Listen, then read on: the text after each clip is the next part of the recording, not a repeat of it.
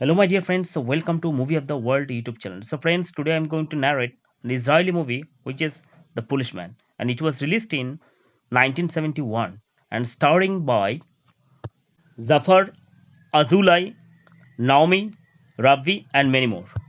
Here, Azulai is a middle-aged, kind-hearted policeman serving in the coastal Israeli city of Tel Aviv. He wears his uniform with pride, stands tall on street patrols, and performs his duties with an old fashioned sense of honor. But while he is dutiful and well meaning, he is also inefficient, naive, and not particularly intelligent. Azulai has never solved a major crime, never chased a suspect successfully, and lacks the cunning or authorities often associated with police work.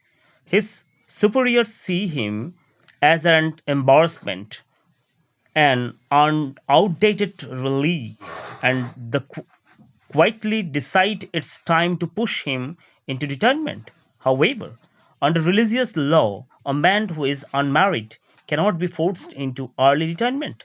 Azula is single and has been for life, so the department comes up with a plan, find him a wife, and then they can legally force him to retire. They enlist a local rabbi and arrange for a series of potential bribes to meet Azulai, but these meetings are awkward and unsuccessful.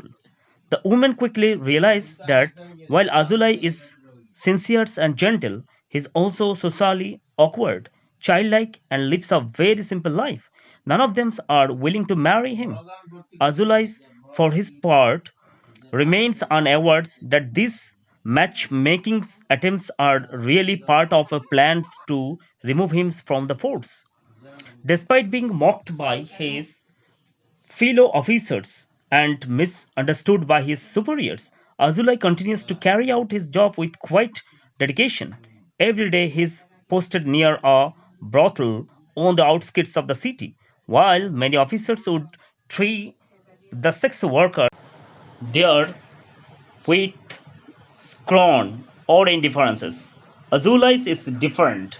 He greets them politely, treats them with respect, and never abuses his position of power. One of the women who works there, Namoni, becomes particularly fond of him, though Azula is shy and never says anything suggestive or flirtatious. A warm and genuine friendship grows between them. Namoin is touched by his decency, something she rarely sees in men, and sees in him a soul far purer than society gives him credit for. Azulai, meanwhile, silently dreams of a life with her, though he never admits it aloud. Elsewhere, a group of small time criminals who have come to know Azulai over the years hear about the police department's plan to get rid of him. These crooks, strangely enough, like him.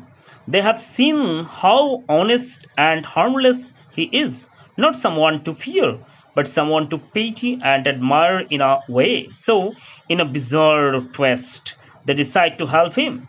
The gang stages a fake robbery at a local warehouse and lets Azula catch them in the act. For the first time in his long career, Azula successfully arrested real criminals, or so everyone believes.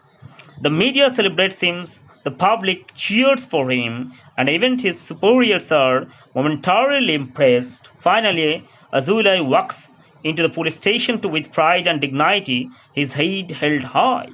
But the celebration is short lived. The truth behind the fake robbery leaks, and the foolish chief realizes it was a setup, not out of malice, but pity. The higher ups decide they can no longer keep Azulai on the force.